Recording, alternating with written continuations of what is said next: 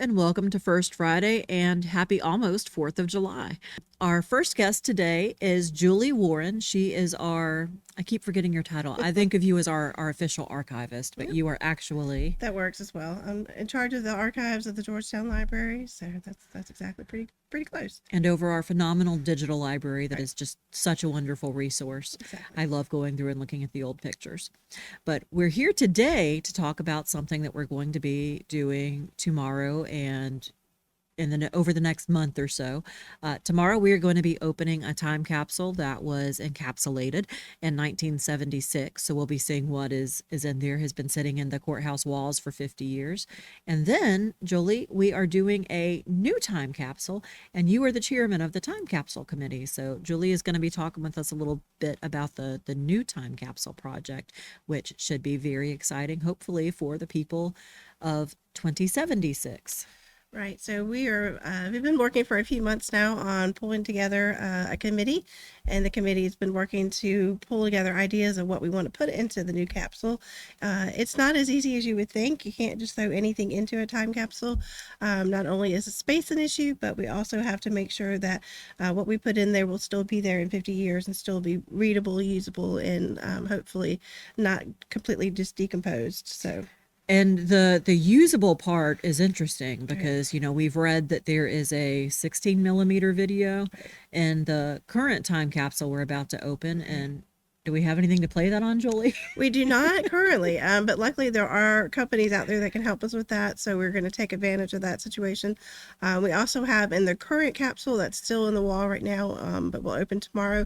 We have slides and microfilm.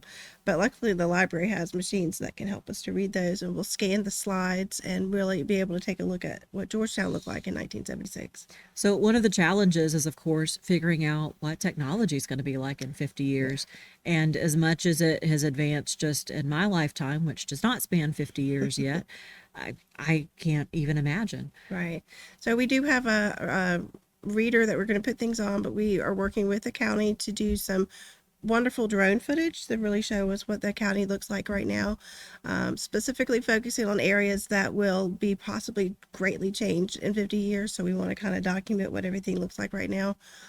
So we'll have digital media, and so the challenge is to figure out what to put that digital media onto, and so we think we have a solution for that, but we don't know for sure because one never knows what next week holds, much less 50 years from now. Absolutely. Some of the areas that I know we focused on, though, were the site where the steel mill is currently being demolished. Right. And when the first time capsule went in, that, of course, was one of the top 3 industries that were kind of featured products from that. Those 3 industries are supposed to be in the time capsule, Right. and now all 3 of those industries are no longer operating. It was the steel mill, the paper mill, and Oneida, which I think was a fabric plant in Andrews. Right. Those are all gone. So who Right. knows what will be happening 50 years from now. Right. It's really interesting to see what they were focusing on in 1976. And that you mentioned the 16 millimeter film, but it actually, from what we understand, had some footage of what Andrews looked like in 1976, heavily focusing on the factories and the work that was going on in Andrews. And so it's really going to be interesting to see how things have changed and what they were focusing on and what everything looked like. Yeah. And we are hoping to, of course, have that film digitized. And then since it focuses on Andrews, we want to have a premiere in Andrews, right? Right. Talk with us about that. So we've spoken with the Andrews Library, and we're hoping to have a little film premiere of that 16 millimeter film. And it's going to be a great time to really reminisce and hopefully bring in the crowds of Andrews that lived there the last 50, 60 years, hopefully, and can kind of share with us who the people are and what the memories are of Andrews. Yeah, I'm sure that some of the people who will be featured in that film are probably gone. Right. But hopefully there's some young people in there who still be around and still be living in Andrews. That's always my challenge. So it's going to be very exciting to see, I think. So what are some of the other things that we are wanting to put in this new time capsule? Well, we're still working with our committee and some of the groups. We want to make sure that there's representation for everybody in Georgetown County. So we're working with different organizations to give us coins, letters, newspapers, things that can kind of show what life is like in 2026. It's a big year for us for so many reasons, but we also want to make sure that everybody has a voice in that time capsule. Yeah, yeah. So I know that one of the things that was suggested was Carolina Gold Rice Seed. Right. So we've got some of that that's Okay. going to go in there. I'm trying to remember some of the other things that were decided on to go into the capsule. I know the library is putting in some library cards. They will hopefully still be in existence in 50 years, although it may all be digital at this point or something. We don't know what you'll be scanning in 50 years I for the really hope they library. will still have physical hardback like paper So, books, though. yeah. But it's just, and I think some of the organizations are giving us challenge coins. I know the Francis Marion Museum has given us some of that. The Sheriff's Department's given us some challenge coins. So a lot of metal things, which hopefully will be a good sign. Yeah, yeah. And we are still looking for items that may be able to go in there. So we are asking for the public's help, right? Yeah. So if people have an idea of something that they think should be included, they could certainly reach out to me at the Georgetown Library and talk to me at any time during the next couple of months. We're going to be hopefully putting the new capsule in sometime in August. That's our goal. But anytime in the next month or so, if they want to reach out and give me an idea, give you an idea, we'll be glad to consider it. And we're, of course, looking for items that would be meaningful and kind of representative for what life is like right now. Right. It has to be pretty small though in size because our Yeah. capsule is actually pretty tiny. It's about like that, and then Right. lengthwise. it Long is- wise. The items that are currently in this capsule from 1976 will be on display at the Georgetown Library. Though, Oh, so yeah. people Tell can- us about the event on Yeah. July 20th. Yes. So we actually have an event on July 20th where we will have a sort of show and tell of the items. We'll have scanned most of the negatives and the slides and everything that's in there, all the media that's currently in the capsule. A lot of that will be out, and we'll be able to have like just a show and tell and let you see the photos and the images, see those items that have come out from the different factories and things that were in Georgetown. And we'll really just take a little step back into 1976 and see what was in there. I think that's just going to be so exciting. I'm really looking forward Yeah. to that program. Right.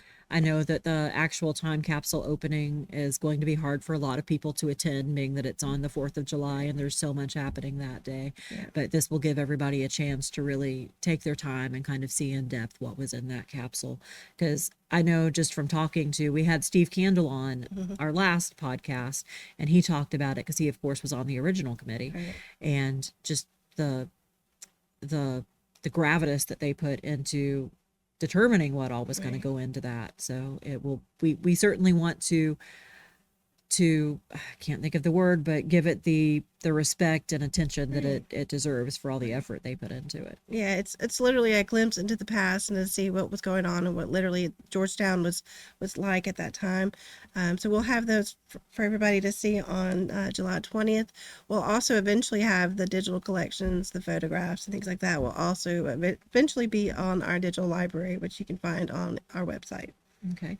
And I will just add a quick note. We have been looking for photos from 1976, the celebration, and Right. so far we have come up with Really nothing. nothing much. Yeah. Yeah. Yep. So I actually spoke a couple days ago to a representative from the Daughters of the American Revolution, because they were given to me as a likely place that would have some, and they said they have a ton of stuff from 1926 but nothing from 1976. So Yeah, we don't either. We have some newspapers, but there was not a lot of photographs in those newspapers at that time, and we don't have any collections. We have some that predate that time. We have early 1970s, but nothing 1976. So if you were watching this and you were around here when we celebrated the 200th in 1976 and you have photos, we would love to see them. Reach out to Julie. We'll get them into the digital library, and then they'll have them as these celebrations go forward Right. in the future. So, Julie, anything else you can think of to add? I think that's it. We just hope that everybody, if you can come out on July 4th and see the capsule being pulled out, we hope you can attend. If not, we hope to see you on July 20th. Yep. And that event on the 4th will be at 9:30 a.m. in County Council Chambers in the old courthouse on Screven Street. And the one on the 20th, I believe we scheduled for 3:30 to 6:30 p.m. Something like I think so. Yes, at the Georgetown Library. All right. Julie, Yeah. thank you so much. And I Thanks, can't Jackie. wait to see you tomorrow for the time Yes. capsule opening. Yep, we'll be there. Our next guest is Roban Mears with our Mosquito Control Division, also our Stormwater Division. You kind of have to do double duty between those depending on the season. And right now it is, of course, peak mosquito season. We just did an aerial spray in June, and that was probably our most popular is probably the wrong word, our most commented on Facebook post of the month. everybody has opinions about mosquito control. Right. So, Robin, you and I are going to work on some videos and things, some more information, but our goal today is to just kind of answer some of those questions that people have about mosquito control and shed a light on how it works, as well as offer some tips on what people can do at their homes to alleviate the need for mosquito control, kind of keep those populations down in your own yard. So, Robin, talk with us a little bit about mosquito control and what you guys get up to, during this time of year when mosquitoes are everywhere. Yeah, well, a lot of people don't realize that we're actually mandated by the state to do mosquito control. And the operative word here is control. We're not going to alleviate them. We're not going to annihilate them. We don't want to. They're part of the food chain. But we do want to control them, and we want to control them because we want to minimize any possibility of a disease. The problem with mosquitoes is that they do carry, at least the ones that are here in the low country, they all carry diseases of one kind or another. Yeah. We've been very fortunate that, we've really not had a problem down here, at least in the last 5 or 6 years that I'm aware of. But that's probably because we make efforts to control it. That's true. If we get any indication, and we have had some instances where folks have traveled and have brought back, one of these diseases that we always worry about, and we've been able to, take care of it. When we found out about it, we take steps. We have procedures that allow us to mitigate any possibility of, any kind of a transmission or any kind of expansion, and we've been successful in that. To my knowledge, we've had 4, maybe 5 incidences since I've been here, and all of those were contained. Yeah. There were no outbreaks of any type that we were aware of. Now, you and I went out and we shot some videos last week, and I learned some really interesting things. Starting with, how far a mosquito actually travels in its lifespan. So it sounds like most of the ones that are in my yard, I'm breeding there. They're my mosquitoes. That's correct. Mosquitoes only travel a couple of 100 feet from where they're hatched out, or from where the larva turns into a mosquito. And I want to make a note here. There's no such thing as a juvenile mosquito. When it hatches out, it's fully adult and fully ready to go and fully ready to bite. So just need to be aware of that. But yeah, they only travel a couple of 100 feet. So if there's a lot of mosquitoes in your yard, they're either coming from your yard or your neighbor's yard, or from I'm a hatching them nearby somewhere. lot. That's right. They're right there.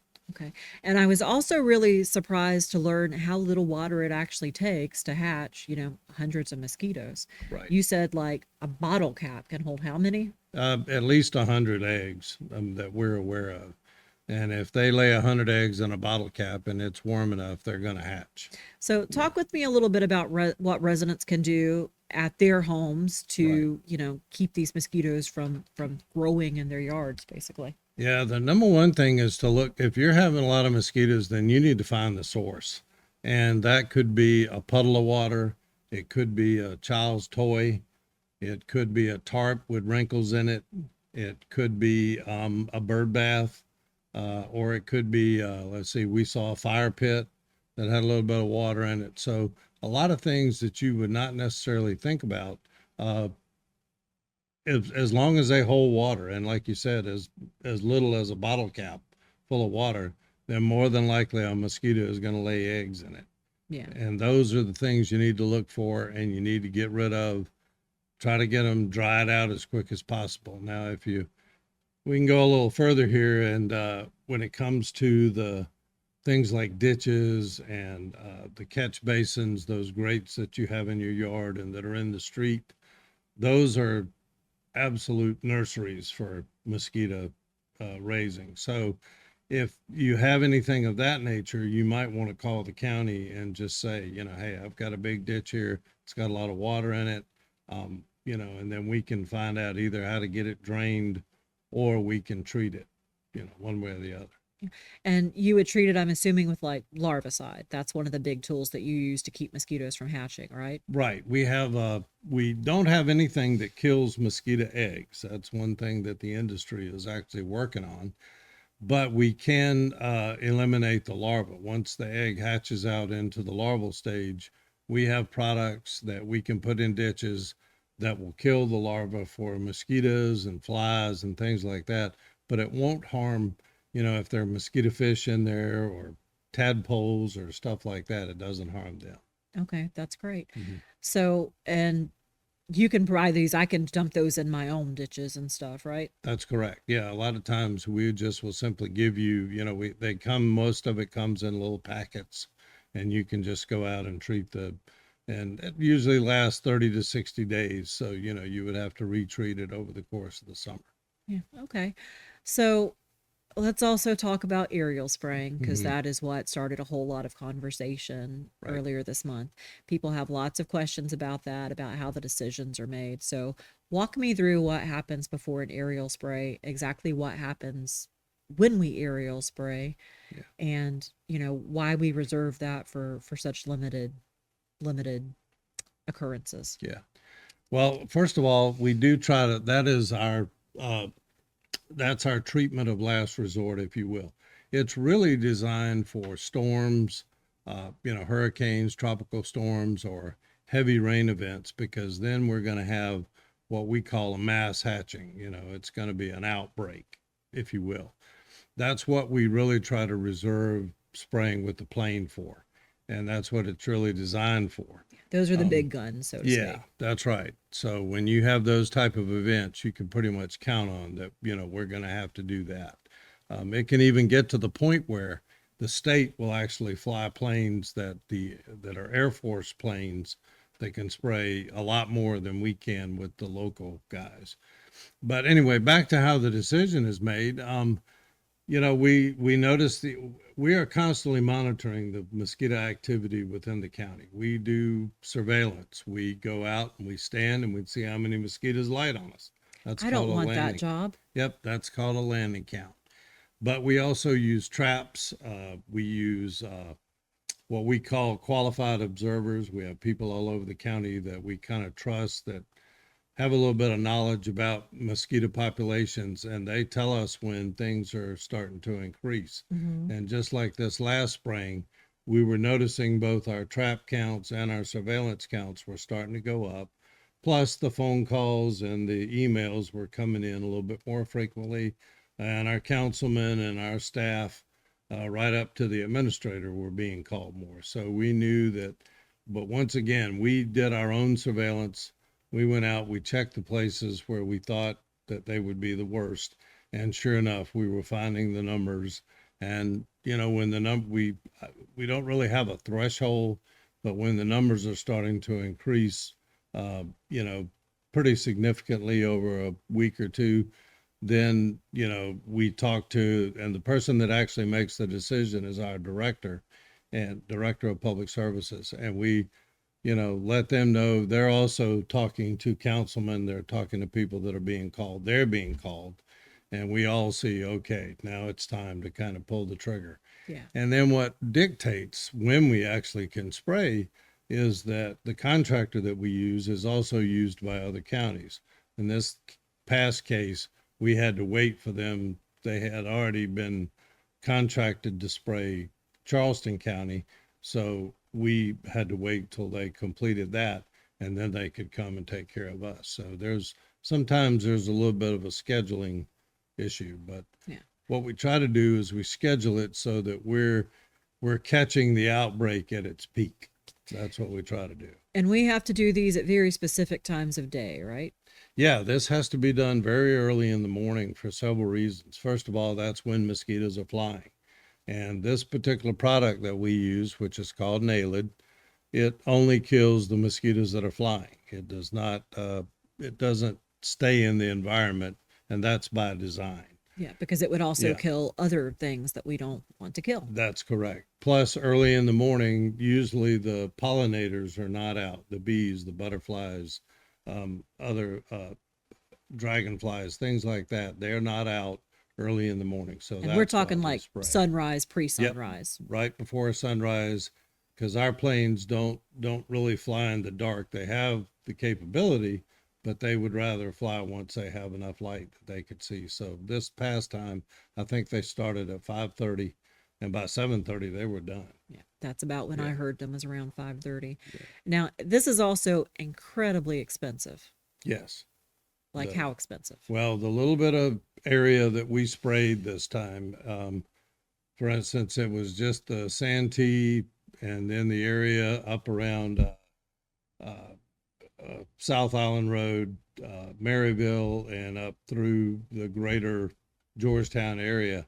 That's all we sprayed this time, and that unfortunately cost around $100,000 between the plane and the chemicals. So there are a lot of reasons that we don't like to conduct aerial sprays. Yeah. We save it for last resorts when we can. So our main, other than larviciding, our main means of control is the truck sprays, right? Yes. And we use something very different for truck sprays, right? Right. We use essential oils. The product is made up of about 6 essential oils, and then we combine that with a agricultural product called a surfactant, which helps it to cling to plants. And so this product stays in the environment, but it's not harmful to the environment. Yeah, it's And safe for yes, pollinators. much safer. Yes, that's true.